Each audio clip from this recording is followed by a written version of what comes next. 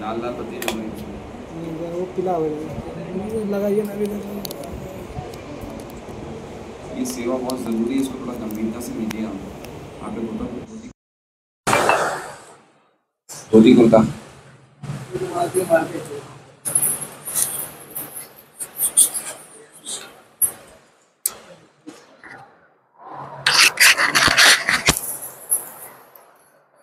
शील वेदव्यास कृत श्रीमद् भागवतम प्रथम स्कंद अध्याय 17 श्लोक संख्या 17 कली को दंड तथा पुरस्कार।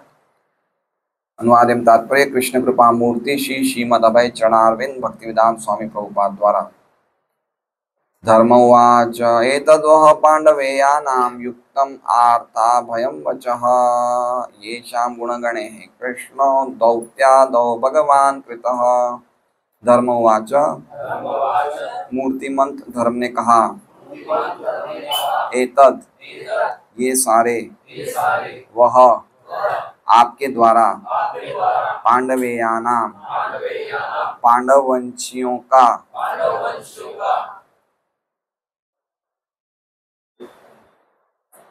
युक्तम के उपयुक्त, आर्त कष्ट भोगने वाला, अभयम समस्त भय से मुक्ति, वचः शब्द, ये शाम उन गुणगणे हैं योग्यताओं से, कृष्ण कृष्ण ने भी, दौत्य आदौ दूत कर्म इत्यादि,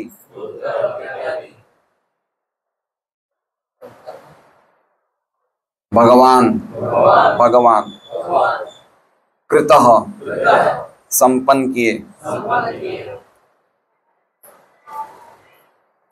अनुवाद। धर्म ने कहा, अभी आपने जो शब्द कहे हैं वे पांडव वंशीय व्यक्ति के लिए सर्वथा उपयुक्त है। पांडवों के भक्तिपूर्ण गुणों से मोहित होकर ही भगवान कृष्ण ने दूत का कर्तव्य निभाया। ओम अज्ञानतिमिरान्धस्य ज्ञानाञ्जनशलाकया चक्षुरुन्मीलितं येन तस्मै श्रीगुरवे नमः। नाम श्रेष्ठं मनुमपि शचीपुत्रम् अत्र स्वरूपं रूपं तस्याग्रजं गुरुपुरीं माथुरीं गोष्ठवाटिं राधाकुण्डं गिरिवरम् औराधिका माधवाशां प्राप्तो यस्य प्रथितकृपया श्रीगुरुं तं नतोऽस्मि।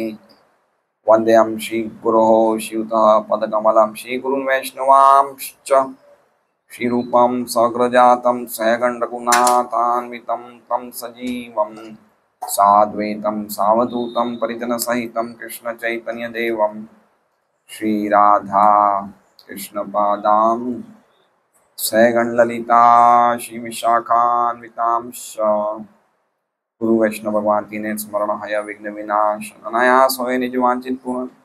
हरे कृष्णा कृष्णा कृष्णा हरे हरे, हरे राम राम राम हरे हरे।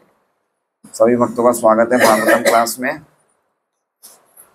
तो आज का जो श्लोक है 17वां श्लोक, तो परीक्षित महाराज के आश्वासन दिए जाने पर अब धर्म कुछ बोल रहे हैं परीक्षित महाराज को। तो 17 से 20 श्लोकों तक धर्म बोलेंगे परीक्षित महाराज से। तो 12 से 16 श्लोक तक परीक्षित महाराज ने बातें करी थी और परीक्षित महाराज ने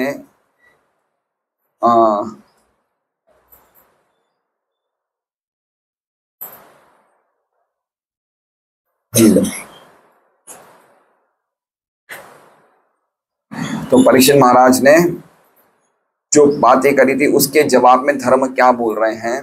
क्या कल का श्लोक क्या था?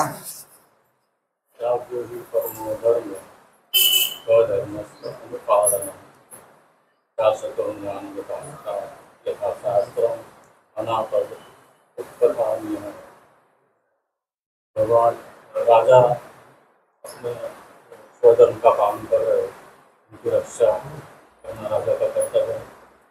तो अनापत काल में धर्म का पालन नहीं करे, उन्हें दंडित करना। तो क्या बताया था उन्होंने कि राजा का परम धर्म क्या है? जो स्वयं अपने धर्म का स्वधर्म में स्थित हैं, जो अपने धर्मों को कर रहे हैं, अपने धर्म का पालन कर रहे हैं, उनका अनुपालन करना, उनका निरंतर उनका संरक्षण प्रदान करना, ये राजा का परम कर्तव्य है, परम धर्म है। और साथ साथ में जो लोग अधर्म में निष्ठ हैं, है ना, अन्य लोग जो अधर्म में निष्ठ हैं एवं जो अनापदी के समय में भी धर्म का पालन नहीं करते हैं, उनको शास्त्रों के अनुसार शासन करना, दंड करना। ठीक है, तो आपद धर्म और अनापदी का हमने कल समझा था। एक होता है आपद धर्म और एक होता है अनापदी। आपद धर्म मतलब वो धर्म जो हमें कोई इमरजेंसी के समय या खतरे के समय करना पड़ता है, लेकिन जब वो स्थिति चली जाए तो उसको वापस नहीं करना चाहिए, फिर हम अपने नॉर्मल जो हमारा धर्म है अनापदी, उस धर्म में स्थित होना चाहिए।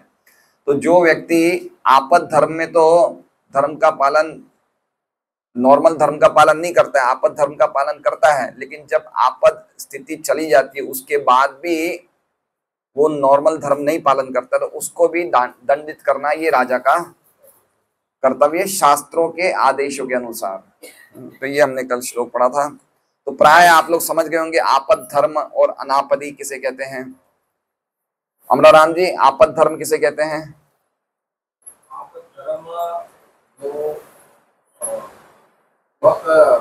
इमरजेंसी जो होता है, हाँ, जो कोई खतरा आ जाता है, इमरजेंसी आ जाती है, उस टाइम हम अपने नॉर्मल धर्म को पालन नहीं कर पाते हैं, कोई विवशता के अनुसार, कोई स्थिति के अनुसार, तो हम आपद धर्म का हमें फॉलो करना चाहिए। जो उस समय हमें इमरजेंसी के टाइम पे कुछ फॉलो करना चाहिए वैसे करना चाहिए, लेकिन जब वो इमरजेंसी चली जाए तो हमें उसे फॉलो नहीं करना है।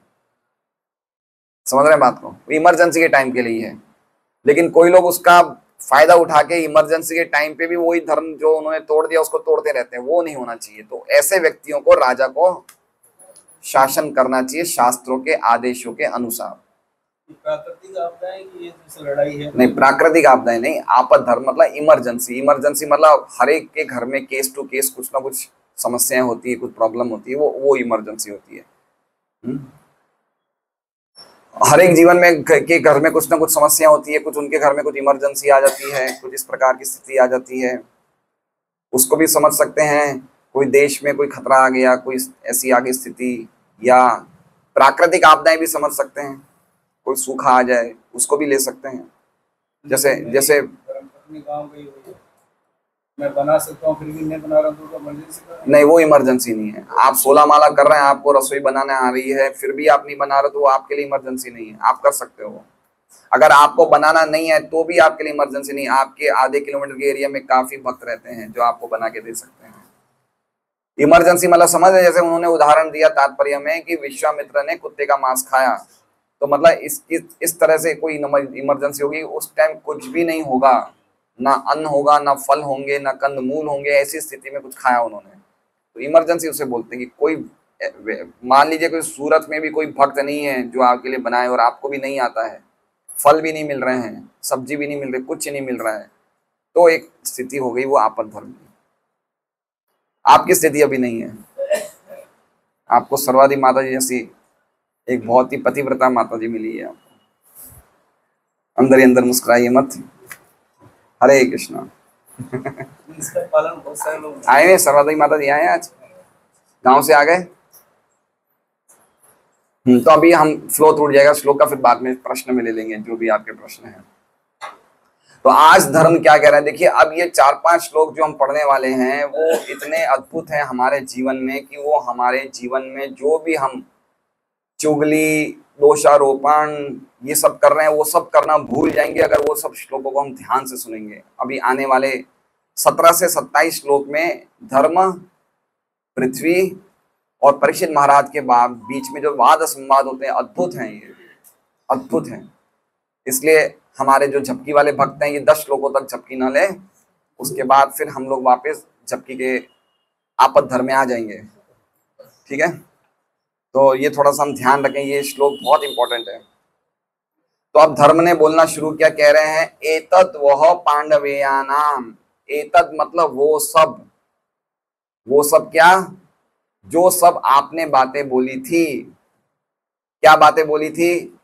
कि जो भी कोई हो वो मेरे से डरे, है ना। बड़ी बड़ी बातें बोली थी ना परीक्षित महाराज ने कि अगर वो जगत में कहीं भी होगा जिसने निरपराधी जीवों को कष्ट पहुंचाया है वो मेरे से डरेगा, बोला था ना ऐसा। बड़ी बातें बोली थी नहीं बोली थी। फिर आगे क्या बोले, यद्यपि वो कोई देवता ही क्यों ना हो मैं उसके हाथ उखाड़ लूंगा, है ना। क्या बड़ी बड़ी बातें बोली थी। फिर कह रहे थे कि मेरा परम धर्म है कि जो व्यक्ति अगर शास्त्र के अनुसार अपने धर्म का पालन नहीं करता है, अधर्मनिष्ठ रहता है, तो मैं उसको शास्त्र आदेश अनुसार दंडित करूंगा। तो ये सब बहुत बड़ी बातें बोली। तो धर्म क्या जवाब में दे रहे हैं, धर्म उसका रिस्पॉन्स दे रहे कि एतद वह, वो सब बातें, वह मतलब आपके द्वारा। कौन है आप, पांडवेया नाम, पांडव वंशी व्यक्ति के लिए युक्तम, बिल्कुल युक्त है। युक्त मतलब समझ रहे हैं, मतलब बिल्कुल उपयुक्त है, मतलब आप पे शोभा देती है। क्यों, क्योंकि आप पांडव वंशीय हैं। अगर इसके अलावा आप और कुछ बोलते तो ये अच्छा नहीं होता, समझ रहे हैं। मतलब जो आपने बातें बोली है ये बातें बिल्कुल युक्त, युक्त मतलब समझ रहे हैं, उपयुक्त मतलब जो उस टाइम बोलना चाहिए उसके हिसाब से बिल्कुल सही बोला आपने। आप और कुछ बोलते तो आप पे युक्त नहीं होता। और कुछ मतलब समझ रहे हैं, और कुछ मतलब अगर परीक्षित महाराज ऐसा बोलते कि देखो भाई अब तो कलयुग आ गया है, तुम्हारे साथ तो ये होना ही था, मैं क्या कर सकता हूँ, सबको अपने कर्म के फल भोगने पड़ते हैं, ये बातें नहीं बोली परीक्षित महाराज ने, है ना। अगर ये बातें बोलते तो अनुपयुक्त होती, लेकिन आपने जो कुछ भी दिया है, बोला है, वो सब उपयुक्त है। क्यों, क्यों उपयुक्त है, क्योंकि आप पांडव वंशीय व्यक्ति हैं। पांडव या नाम का अर्थ क्या हो गया कि पांडव के वंश के व्यक्ति हैं आप। तो क्या युक्त है, आर्ता आर्त अभयम वच, आर्त को, आर्त मतलब दुखी व्यक्ति को, कष्ट भोगने वाले व्यक्ति को आपने क्या बोला, अभयम, अभय देने वाला, वच मतलब वाणी बोली। समझ रहे हैं, समझ रहे हैं बात को, कि आपने जो कुछ दो तीन श्लोकों में उन्होंने वाणी बोली ना, उन्होंने अभी धर्म के लिए कोई एक्शन नहीं उठाया अभी तक। क्या उन्होंने किया, खाली बोले ही बोले ना, वो अभी तक कुछ काम तो किया नहीं उन्होंने। तो कह रहे हैं कि आपने जो वाणी बोली है वो वाणी भी अभयम प्रदान करने वाली है। अभयम, आर्त अभयम, आर्ता, आर्त प्लस अभय को क्या बोल गया, आर्ता भयम। क्या किसी की वाणी अभयता प्रदान करती है, हमने देखा अपनी प्रैक्टिकल लाइफ में, कभी किसी के बोलने मात्र से हम अभयता को प्राप्त होते हैं, होते हैं, हैं? हाँ, जैसे मान लीजिए कि गंभीर प्रभु के घर में 1 लाख रुपए की चोरी हुई, ठीक है। ये गए पुलिस स्टेशन में रिपोर्ट लिखवाने। पुलिस इंस्पेक्टर जो था बहुत ही ईमानदार था और बड़ी सशक्त व्यक्ति था। उन्होंने गंभीर प्रभु को बोला कि प्रभु जी आप चाहे कुछ भी हो, कल की तारीख में आपका ये 1 लाख रुपये दिलवाना मेरा काम है, उसको पकड़ लूंगा मैं कहीं भी होऊंगा। तो इनको उनकी वाणी से अभयता मिलेगी ना। यद्यपि हो सकता है कल नहीं पकड़े, 4-5 दिन और लग जाए, लेकिन एटलीस्ट कम से कम बोला, उससे तो सपोर्ट मिला नहीं मिला, है ना। तो कुछ कुछ लोग होते हैं जिनके, जैसे हम बोलते हैं ना कि हमारे घर में बड़े बुजुर्ग हैं तो हमें एक प्रोटेक्शन मिलता है, उनके रहने मात्रा से प्रोटेक्शन मिलता है ना। अभी तक उन्होंने ऐसा कुछ किया नहीं है, लेकिन हमारे सिर पे कोई रहता है तो हमें लगता है भाई हाँ हमारे ऊपर कोई है। तो ऐसे ही परीक्षित महाराज की जो वाणी थी उसको धर्म बोल रहे हैं कि आपने बोल दिया, उससे ही मुझे अभयता मिल गई है। और आपने जो कुछ भी बोला है वो बिल्कुल गलत नहीं बोला, युक्त ही बोला है। क्यों, क्योंकि आप पांडव वंशीय व्यक्ति हैं, आप पांडव के वंश के हैं। अब आगे क्या कह रहे हैं, ये शाम गुण गणे हैं। तो पांडवेय नाम बोल रहे हैं ना, पांडवेय नाम मतलब पांडवों के वंश के हैं। तो पांडवों को सूचित करते हुए कह रहे ये शाम, ये शाम मतलब उन पांडवों के, ये शाम का अर्थ क्या हो गया, उन पांडवों के गुण गणे हैं। गुण मतलब क्वालिटीज, और गणे हैं मतलब बहुत सारी। गणे मतलब बोलते ना भक्त गण आए थे, हम बोलते ना भक्त गण, यात्री में 100 भक्त गण आए थे, तो भक्त गण मतलब बहुत सारे। तो गुण गणे का मतलब बहुत सारे गुण, यानी कि गुणों का समूह। क्या है, गुणों का पूरा ग्रुप। किनके, उन पांडवों के गुण गणे हैं। गुणों के समूह से भगवान कृष्ण दौत्यादो, दौत्यादो मतलब भगवान कृष्ण भी उन गुणों के समूह से आकर्षित हो गए थे, और दूत और आदव, दूत बने, सारथी बने, अलग अलग चीजें बने नहीं बने, है ना, वो सब उन्होंने भगवान कृत, भगवान ने संपन्न किए। समझ गए कि उन पांडवों के गुणों के से आकृष्ट हो गए। देखिए भक्ति के 6 लक्षण है, भक्ति रसामृत सिंधु में बताया है, तो उसमें एक क्वालिटी ये भक्ति की, भक्ति भगवान को आकर्षित करती है ना। भक्ति क्या करती है? भगवान को आकर्षित करती है, भक्ति से भगवान आकर्षित हो जाते हैं। तो भगवान पांडवों के भक्ति के गुणों से आकर्षित हो गए, क्या बन गए? दूत बन गए, सारथी बन गए, और ये सब कार्य उन्होंने संपन्न किए। कृतः, कृतः मतलब संपन्न किए। क्या लग रहा है आपको? ये कुछ समझ में आ रहा है? देखिए अगर हम कोई काम, कोई व्यक्ति को बोलते हैं, एक बिल्कुल परफेक्ट व्यक्ति को हम कुछ काम देते हैं, तो काम होगा नहीं होगा। जैसे मान लीजिए कि गोपाल बिन प्रभु को अपने गोपाल नगर में रोड बनवानी है सोसाइटी में, इन्होंने कुछ ऑफिसर को बोला, काम हुआ नहीं। अगर ये सीधा म्युनिसिपल कमिश्नर से इनकी जान पहचान है और ये सीधा बोलेंगे तो कितने दिन में काम होगा? शीघ्र ही काम हो जाएगा, है ना, क्योंकि इन्होंने एक परफेक्ट व्यक्ति को काम दिया है। तो जब हम भगवान कृष्ण की कथा सुनते हैं तो क्या होता है? एक परफेक्ट व्यक्ति हमारा हृदय साफ कर रहा है। परफेक्ट व्यक्ति मतलब कौन? कृष्ण हमारे हृदय की सफाई कर रहे हैं। हम खुद हृदय की सफाई करेंगे तो होगा ढंग से, लेकिन अगर कृष्ण करेंगे तो कैसे करेंगे? बिल्कुल अच्छी तरह। क्यों? क्योंकि वो परफेक्ट है। कहीं लिखा हुआ है ऐसा कि कृष्ण सफाई करते हैं? कहीं लिखा हुआ है? शृण्वताम स्वकथा कृष्ण पुण्य श्रवण कीर्तन हृदय अंतस्तो ही अभद्राणी विदुनोति सुदाम। हृदय के अंदर, हृदय मतलब हृदय, हृदय मतलब हार्ट के अंदर जितने भी अभद्राणी हैं, विदुनोति, विदुनोति मतलब धो देते हैं। कौन धोते हैं? सूरत सताम, जो भक्तों के शुभ चिंतक है, मतलब कृष्ण परमात्मा रूप के सबका कचरा साफ कर देते हैं। और वो एक कृष्ण अपने भक्तों को भक्ति के गुणों से आभूषित करके बड़े प्रसन्न होते हैं। समझ रहे हैं? देखिए एक होते हैं आत्मा के गुण और एक होते हैं प्रकृति के 3 गुणों से जो गुण प्रकाशित होते हैं। तो अभी हमारे में जो भी गुण और दुर्गुण है वो किसके हैं? प्रकृति के 3 गुणों से प्रकाशित हैं। तो हमारी प्योर क्वालिटीज अभी तक दिख नहीं रही है, लेकिन जब हम भगवान की शुद्ध भक्ति में लगेंगे तो भगवान हमारा हृदय बिल्कुल साफ कर देंगे, और फिर भगवान हमें सुंदर गुणों से क्या कर देंगे? आभूषित कर देंगे। मैं किस बात पे बोल रहा हूं? गुण गणे हैं, है ना। जैसे माँ बाप, छोटे बच्चे कोई फैंसी ड्रेस कंपटीशन में जाते हैं स्कूल में, तो माँ बाप क्या करते हैं? उसको बहुत अच्छी तरह तैयार करते हैं, मेकअप करते हैं, और फिर देख के कौन खुश होता है? माँ बाप ही खुश होते हैं। तैयार किसने किया? माँ बाप ने। उसी हिसाब से भगवान ही भक्तों के हृदय को साफ करते हैं, उनको अच्छे गुणों से बिल्कुल डेकोरेट करते हैं, और फिर भगवान ही प्रसन्न हो जाते हैं अपने भक्तों के गुण देख के। तो उसी प्रकार से पांडवों के गुण गणे, पांडवों के गुणों से प्रसन्न होकर भगवान ने क्या कार्य करे? दूत बने, सारथी बने, और अलग अलग प्रकार के उन्होंने कार्य करे। दौत्यादव भगवान कृता। इसलिए देखिए क्या सुंदर भगवान की क्वालिटीज हैं। ये पर्टिकुलर श्लोक का थीम क्या है वो हम विश्वनाथ चक्रवर्ती ठाकुर की टीका पढ़ेंगे तब हम समझेंगे। तो समझ गए आप? ये श्लोक समझ गए?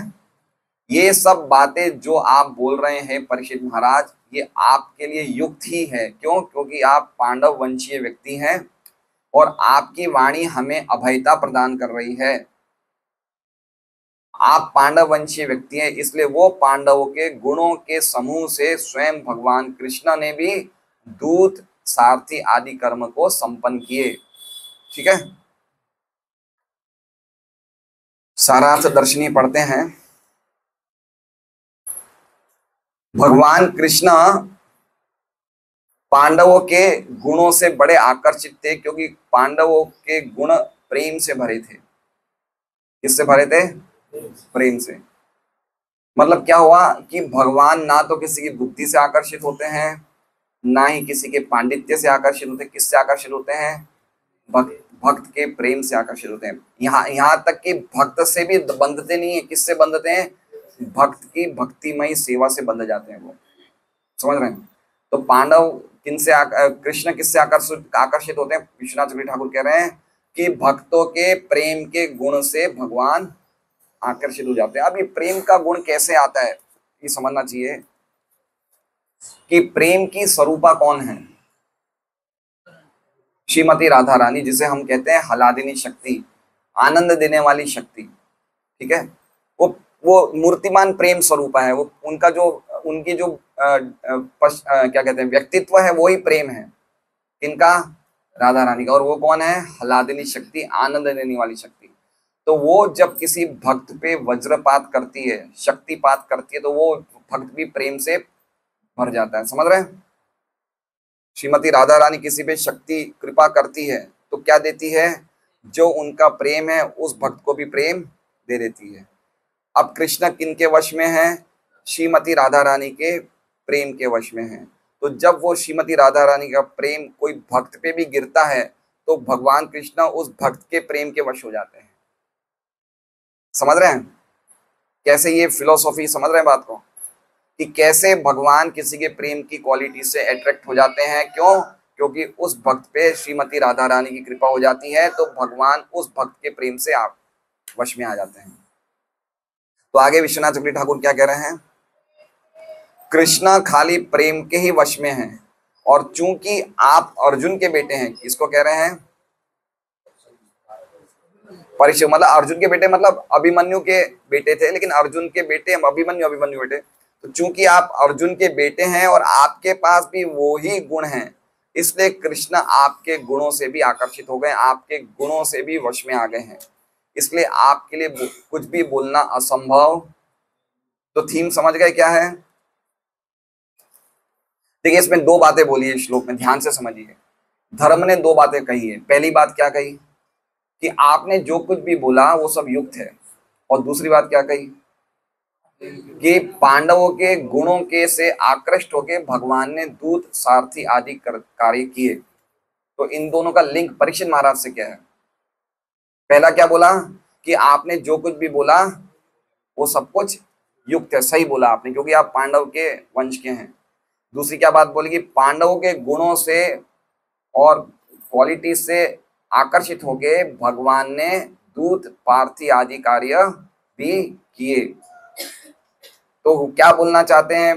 धर्म क्या बोलना चाहते हैं? कि चूंकि आप पांडवों के ही बेटे हैं और आप में भी वही प्रेम है जो पांडव में था, इसलिए भगवान आपके द्वारा भी वश में हो चुके हैं। इसलिए जो कुछ भी आपने बोला है वो सब भगवान संभव कर देंगे। समझ रहे हैं? आपने बातें बड़ी बड़ी बोली है। क्या बोला है? कि दुनिया में वो व्यक्ति कहीं भी होगा, मैं ऐसे नहीं छोड़ेगा। लेकिन चूंकि ये बात असंभव है, लेकिन चूंकि आप भगवान आपके प्रेम के वश में है, इसलिए आपके लिए संभव सब कुछ, असंभव कुछ भी नहीं है। इसलिए ये सब वाणी सही है। समझ रहे हैं या नहीं समझे? समझिए। भगवान के भक्त थे। हाँ, आपके पिताजी, आपके दादाजी, आप अभिमन्यु के बेटे थे, आप अर्जुन के पोते हैं, वो सब भी भगवान उन सबके भी प्रेम के वश में थे। तो उन्होंने उनसे वो कार्य करवाए जो वो नहीं कर सकते थे। तो उसी प्रकार से आपके भी प्रेम में वश में है, तो आपने भी जो जो बोला है वो आपका सही करवा देंगे भगवान, है ना? बहुत ही अद्भुत श्लोक है। तो अब हम तात्पर्य पढ़ते हैं। मतलब पॉइंट समझें आप बात को, कि अगर कोई भगवान का भक्त, भगवान के भक्त को जो भगवान के प्रेम को प्राप्त कर चुके हैं, वो भक्त या भगवान के शरणागत भक्त के लिए कोई भी चीज असंभव नहीं है। पॉइंट ये है। ठीक है। प्रियव्रत महाराज की कथा किसने सुनी है? प्रियव्रत महाराज 5वें स्कंद में भागवतम में भगवान के महान भक्त थे। उन्होंने क्या बना दिया, दूसरा सूर्य बना दिया। समझ रहे हैं? उनको ये पसंद नहीं था कि जब सूर्य उत्तर दिशा में जाता था तो दक्षिण दिशा के लोगों को अंधेरा प्राप्त होता था, और जब दक्षिण दिशा में सूर्य जाते थे तो उत्तरी दिशा के लोगों को अंधेरा प्राप्त हो जाता है। तो ऐसा क्यों होता है, वहां के लोगों को रोशनी क्यों नहीं मिलती? तो प्रियव्रत ने क्या बना दिया, एक और सूर्य बना दिया। तो काम क्या है, असंभव है नहीं है ये, है ना? क्या कर रहे हो भाई, सूर्य बना रहा हूं मैं तो, है ना? उनके रथ के पहियों ने 7 समुद्रों की बाउंड्रीज, है ना, सीमाएं बना दी। लेकिन चूंकि भगवान के शुद्ध भक्त थे, शरणागत भक्त थे, इसलिए प्रियव्रत महाराज के लिए कुछ भी असंभव नहीं है। अब देखिए भागवतम क्या है, अभी हम क्या सुन रहे हैं, क्या सुन रहे हैं हम? परीक्षित महाराज की क्वालिटी सुन रहे हैं। तो भगवान के गुण तो सुन ही रहे हैं, लेकिन साथ में उनके शुद्ध भक्तों का चरित्र भी सुन रहे हैं। तो ये भी तो हरि कथा है ना। तो इससे क्या होगा, हमारा हृदय शुद्ध होगा। इसलिए कितना अद्भुत है भागवतम, हर चीज को कितना भक्तों के और भगवान के चरित्र को कितनी गहराई से हम लोग समझ सकते हैं। एक एक श्लोक में, हर शब्द में यही चीज है। ठीक है, अब तात्पर्य पढ़ते हैं हम।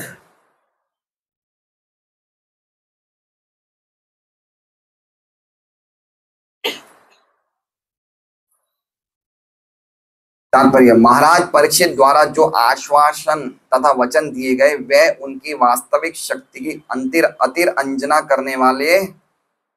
अतिरंजना मतलब समझ रहे हैं, इंग्लिश में क्या लिखा हुआ है, एग्जैगरेशन। हाँ हाँ, अतिशयोक्ति। इसमें अति मतलब ऐसा नहीं है कि वो कुछ ज्यादा ही फेंक फाक कर रहे हैं, ऐसा नहीं है। अतिशयोक्ति बोल गए, एग्जैगरेशन बोलते हैं। या ऐसा नहीं है कि वो कुछ ज्यादा ही बड़ा चढ़ा के बोला गया है, ऐसा नहीं है। वो वास्तविक बात बताई गई है।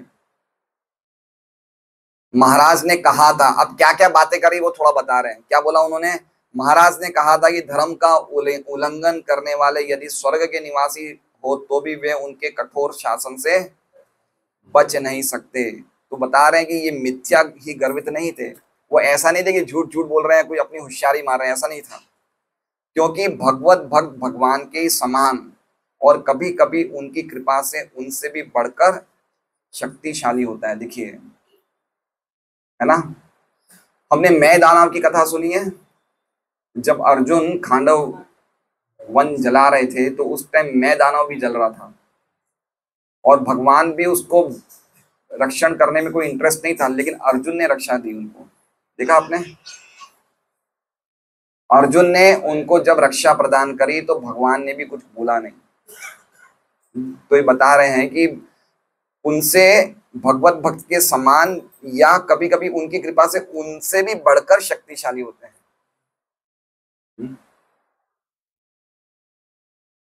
और यदि भक्त कोई वचन देता है तो भले ही सामान्य रूप से उसका पूरा होना कठिन लगे, लेकिन भगवान की कृपा से वो ठीक से पूरा हो जाता है। अब इस पे कुछ हमें उदाहरण दे सकते हैं कि इसमें लिखा है कि अगर कोई भक्त वचन देता है तो भले ही सामान्य रूप से उसका पूरा होना कठिन लगे, लेकिन भगवान की कृपा से वो ठीक से पूरा। किस बात पे कह रहे थे, परीक्षित महाराज ने जो वचन दिए वो लग रहा है कि कठिन है। कौन से वचन दिए, देवता को पे हाथ उखाड़ लूंगा, ये कर लूंगा, वो कर लूंगा, सब मेरे से डरे।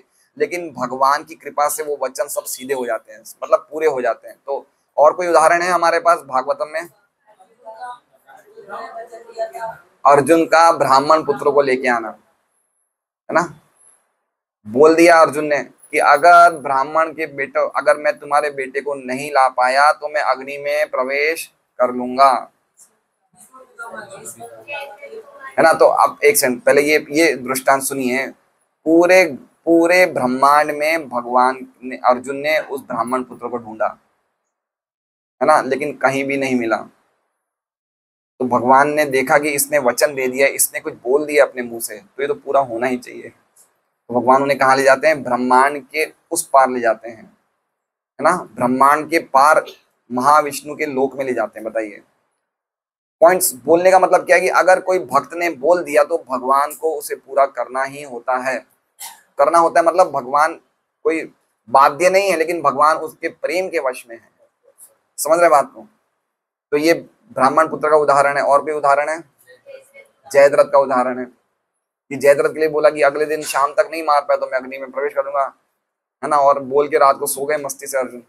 अब भगवान को देखना है कि कैसे वचन पूरा होगा। देख रहे हैं क्या समझते हैं उन्होंने, क्या क्या प्रिकॉशंस रखे थे कौरवों ने कि जयद्रथ बच जाए, है ना।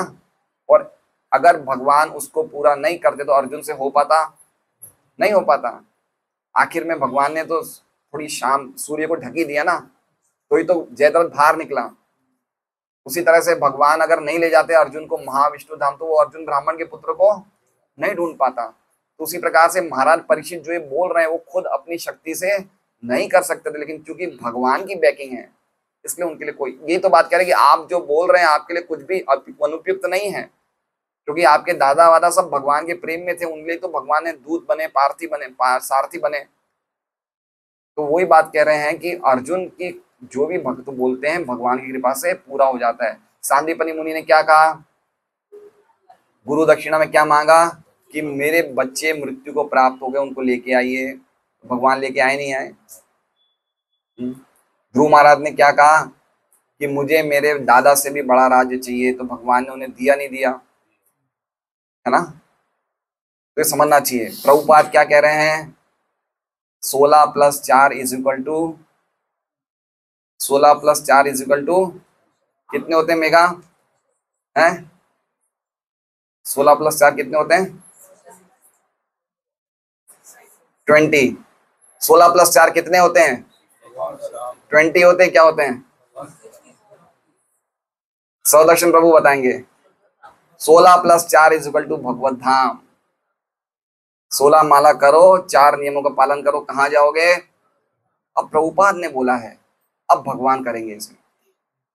समझ रहे बात को, किसने कहा है, प्रभुपाद ने। बस हमें विश्वास होना चाहिए। प्रॉब्लम क्या, हमें विश्वास नहीं है कि इतनी सी बात में हम भगवान के धाम चले जाएंगे। वो लोग जहां पे शिव ब्रह्मा को एंट्री नहीं है उस जगह हम 16 + 4 = BTG, back to Godhead है।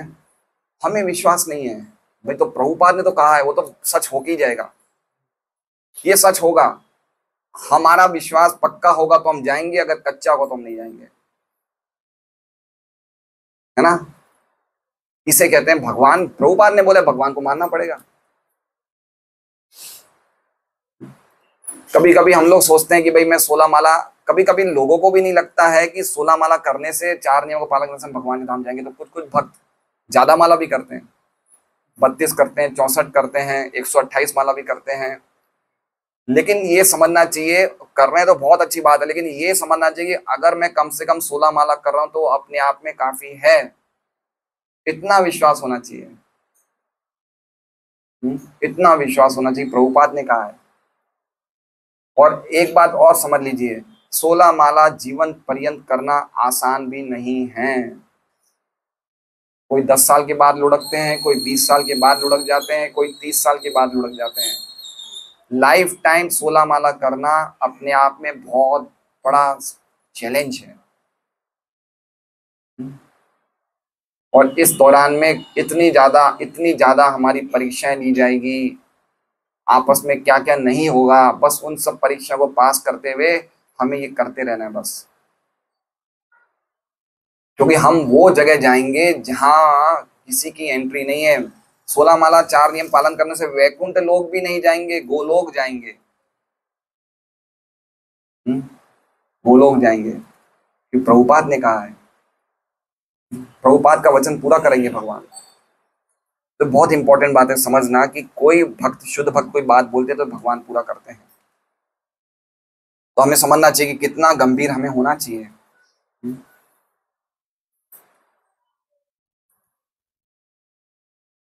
पांडवों ने अपनी अनन्य भक्ति तथा भगवान के प्रति पूर्ण शरणागति द्वारा भगवान का सारथी बनना या कभी कभी पत्रवाहक बनना संभव हो पाया। भक्तों के लिए भगवान द्वारा किए गए ऐसे कार्य उन्हें अत्यंत भाते हैं, क्योंकि भगवान उन अनन्य भक्तों की सेवा करना चाहते हैं जिनके पास भगवान की प्रेम पूर्ण सेवा करने के अतिरिक्त अन्य कोई कार्य नहीं होता है। भगवान के विख्यात सखा सेवक अर्जुन के पौत्र महाराज परीक्षित अपने पितामह की भांति शुद्ध भक्त थे, अतः भगवान सदैव उनके साथ थे। यहाँ तक कि जब वे माता के गर्भ में थे और उन पर अश्वत्थामा के ज्वलंत ब्रह्मास्त्र का प्रहार हुआ था, तब भी वे उनके साथ थे। भक्त सदैव भगवान के संरक्षण में रहता है, अतः महाराज परीक्षित द्वारा दिया गया संरक्षण का आश्वासन निरर्थक नहीं हो सकता था। निरर्थक नहीं है, बिल्कुल बोला युक्त है। निरर्थक मतलब अनुपयुक्त नहीं है, बिल्कुल युक्त बात बोली उन्होंने। क्यों? क्योंकि उनको भगवान मतलब भगवान के पूरी शरणागत व्यक्ति थे वो। जब कोई व्यक्ति भगवान के पूरी तरह से शरणागत होता है तो भगवान की तरह ही बोल सकता है वो, भगवान उसे पूरा करते हैं। उदाहरण, एक परम पूज्य राधा गोविंद महाराज एक कथा बताते हैं। एक बार एक महिला थी जो बहुत ही पतिव्रता थी, मतलब पति की बिल्कुल पक्की सेविका थी, और पति उनकी सेवा की क्वालिटी से बड़े संतुष्ट थे उस पत्नी के। तो वो पत्नी एक बार कोई दुकान में जाते हैं, साड़ी की दुकान में, और साड़ियां पसंद करने जाती है। तो लेडीज की आदत होती है, टाइम तो बहुत लगाती है तो बोले ये पसंद नहीं आ रही, ये पसंद नहीं आ रही। तो जो दुकानदार था उसने ये कहा कि तुम तो ऐसे ही आ गए हो, तुम्हें कुछ खरीदना तो है नहीं, तुम मेरा टाइम खराब कर रही हो। किसने कह दिया? दुकानदार ने। अब वो महिला को उस बात को बड़ी चुभी, तो उसने अपने पति को फोन किया और उन्होंने बोला कि देखिए जी, ये इस तरह की बात बोल रहे हैं, आप ऐसा करिए, अभी इनकी दुकान में जितनी भी साड़ियां सब खरीद लीजिए। और उसके पति को उनकी बात माननी पड़ी। क्यों? क्योंकि वो उनकी पत्नी की सेवा की क्वालिटी से इतने ज्यादा संतुष्ट थे कि वो मना नहीं किए।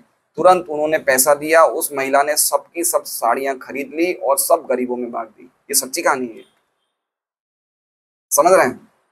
अब बताइए, वो स्त्री की उस स्त्री का सामर्थ्य था कि वो एक साड़ी भी खुद अपनी इच्छा से खरीद सकती थी, है ना। वो स्त्री ने अपनी पतिव्रता धर्म के द्वारा पूरी दुकान की साड़ियां खरीद ली, समझ रहे हैं? उसी प्रकार से जो भगवान के भक्त होते हैं वो इतने ज्यादा शरणागत होते हैं कि उनकी बात, उनमें खुद में सामर्थ्य नहीं होता है, लेकिन भगवान की कृपा से वो जो कुछ भी बोलते हैं वो पूरा हो जाता है। पत्नी की बात से पति ने पूरा करा नहीं करा उसकी बात, पत्नी ने खाली इतना ही बोला ना, आप सब साड़ियों की दुकान पूरी साड़ियां खरीद लीजिए, पति को माननी पड़ी। समझ रहे हैं बात को? इससे क्या समझते हैं? इससे ये समझते हैं कि जब हम कोई शुद्ध भक्त के मार्गदर्शन में भक्ति करते हैं या दीक्षा लेते हैं तो वो भक्त की जवाबदारी हो जाती है कि इसको भगवान के पास ले जाना है। समझ रहे हैं? वो भक्त भगवान से रिक्वेस्ट करता है कि ये मेरी शरण में आया है, ये मेरी शरण में है, आपकी शरण में आया, आप ही इसका उद्धार करें। जब इतना भक्त बोल देता है ना तो उस शरणागत भक्त का परम कल्याण हो जाता है। इसी को कहते हैं दीक्षा। दीक्षा मतलब हमारे जो शिक्षा गुरु हैं या दीक्षा गुरु हैं, उन्होंने जो बोल दी शिक्षा उसको करना है, वही होता है दीक्षा। दीक्षा काले भक्त करे आत्मसमर्पण, सही काले कृष्ण करे तारे आत्मसम। उसी काल में जब तक भक्त आत्मसमर्पण नहीं करता तब तक दीक्षा नहीं होती है ना। जब आत्मसमर्पण होता है उसी टाइम कृष्ण क्या करता है, ये तो मेरा हो गया। सही काले कृष्ण करे तारे आत्मसम, अपने बराबरी का मान लेते हैं कृष्ण कि चूंकि इसने मेरे शुद्ध भक्त के अंडर में आया है तो आज से ये मेरा हो गया। समझ रहे हैं? इसे बोलते हैं दीक्षा। अब दीक्षा लेने के बाद भी हम या तो इसलिए ले लेते हैं कि हमें दीक्षा की इंपॉर्टेंस नहीं पता है, या फिर हम गंभीर नहीं हैं, तो चीजें हम लोग पूरी तरह कर नहीं पाते, तो उस चीज का जो हमें लाभ मिलना चाहिए नहीं मिल पाता है। इसलिए जो गुरु होते हैं वो कभी भी अपने शिष्य को छोड़ते नहीं है, चाहे शिष्य कितना ही बदमाशी क्यों ना कर ले, क्योंकि उन्होंने भगवान को वचन दिया कि ये मेरे पास आया है तो अब आपको इसे रखना है ना। मुझे अच्छी तरह याद है, हमारे एक भक्त हैं, हमारे गुरु भाई हैं, ब्रह्मचारी थे, बहुत अच्छे भक्त थे, लेकिन कैसे ना कैसे अवैध स्त्री संग के चक्कर में पड़ गए वो, है ना। महाराज को भी पता चल गया और फिर बाद में उन्होंने विवाह भी कर लिया दूसरी स्त्री से, लेकिन महाराज ने छोड़ा नहीं उन्हें। क्यों? क्योंकि पता है कि ये कैसे ना कैसे भगवान की शरण में आया, तो महाराज ने उसको छोड़ा नहीं, त्यागा नहीं महाराज ने। क्योंकि एक बार शुद्ध भक्त किसी को त्याग दे तो भगवान उसको वापस कहाँ से ग्रहण करेंगे। पॉइंट समझ रहे हैं बात को? तो कभी भी हमें दीक्षा को हल्के में नहीं लेना चाहिए, है ना। एक और उदाहरण था, बहुत सालों पहले की बात है। एक हमारे गुरु भाई थे, वो मतलब नियमों का पालन नहीं कर पाते थे ढंग से, और अपने आप ही कुछ समय के बाद भक्तों का संग छोड़ के चले गए, और इस्कॉन भी छोड़ दिया उन्होंने, मतलब किस कारण से पता नहीं। लेकिन महाराज ने उनको चिट्ठी लिखी, ईमेल, कि क्या हुआ, कुछ मेरे से गलती हो गई। महाराज ने ऐसे लिखा कि मेरे से कुछ गलती हो गई है, तुम क्यों छोड़, मतलब महाराज ने निवेदन किया कि तुम वापस आ जाओ भक्ति में, है ना। तो ऐसे कोई शिष्य जाता है तो गुरु को इतना दुख होता है। तो हमें समझना चाहिए कि हम लोग ऐसे महान परंपरा में आए हैं जहाँ पे हमें इस प्रकार के गुरु मिले हैं, तो हमें कितना गंभीर होना चाहिए। भगवान हमें नहीं रक्षा कर रहे, भगवान किसकी रक्षा कर रहे हैं? भगवान प्रभुपाद की वाणी की रक्षा कर रहे हैं कि 16 माला करोगे, 4 नियम करोगे तो भक्त जाओगे। भगवान वो देख रहे हैं, भगवान हमें नहीं देख रहे हैं। समझ रहे हैं पॉइंट, समझ रहे हैं बात को। एक उदाहरण देखते हैं। हमने कुएरों के बेटों के नाम सुने हैं। कुएर के बेटों के नाम क्या नाम था? नलकुवर और मणिग्रीव। आपने उनकी हरकत तो पता ही है, क्या करी थी, सबको पता है कि नग्न अवस्था में अप्सराओं के साथ जल क्रीड़ा, जल में स्नान कर रहे थे। क्या उनका विचार था भगवान के धाम जाने का? कोई विचार था सर्वदर्शन प्रभु स्नान करते टाइम भगवान के धाम जाने का? कोई प्लानिंग नहीं थी। लेकिन क्या हुआ, नारद जी वहां से निकल रहे थे और नारद जी ने उनको देख लिया।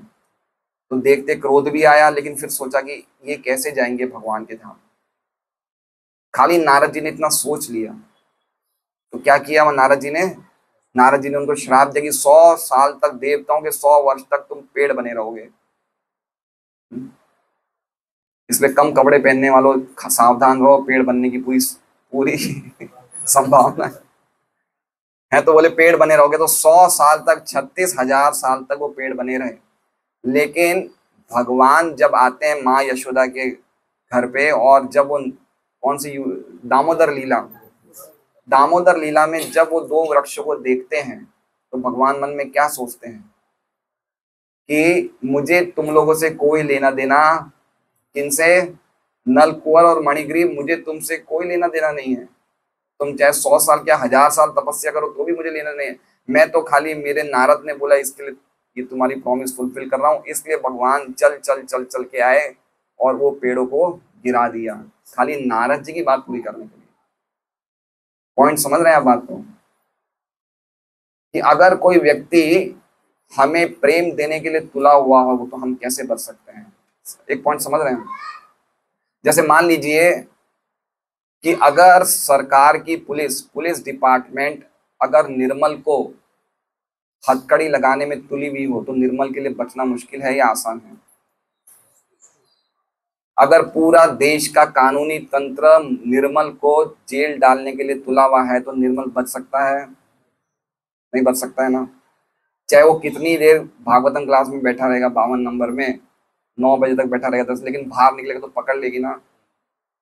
जब पूरी पुलिस तंत्र ही उसे तुला हुआ है पकड़ने में, तो बच सकता है? नहीं। तो उसी प्रकार से जब गौर निताई हमें प्रेम देने में तुले हुए, तो हम बच सकते हैं? नहीं। वो प्रेम देके ही रहेंगे।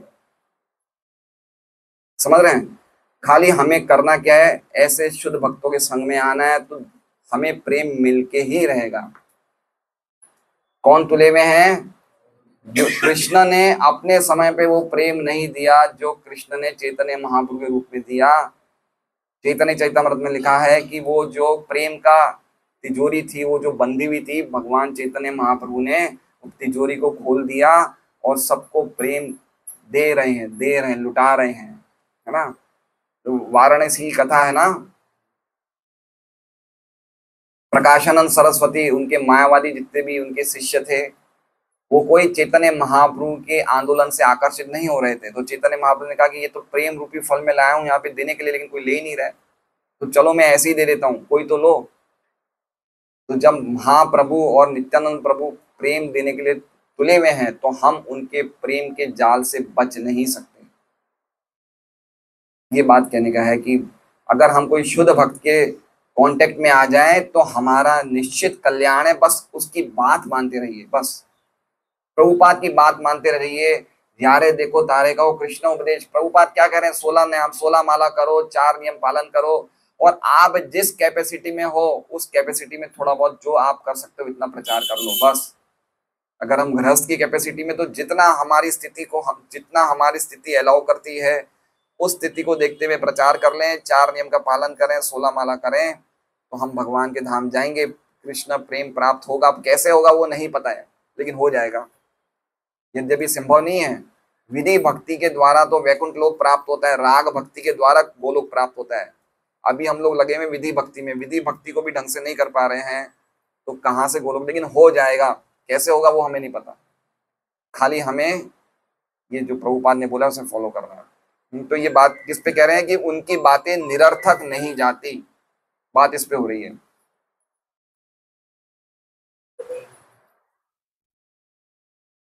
धर्म ने इस तथ्य को स्वीकार किया और राजा को अपनी उच्च प्रतिष्ठा के अनुकूल आश्वासन देने के लिए धन्यवाद दिया।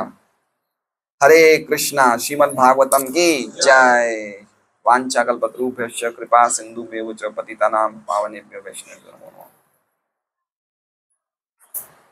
और चैतन्य महाप्रभु की लीलाओं में भी इसका काफी वर्णन है।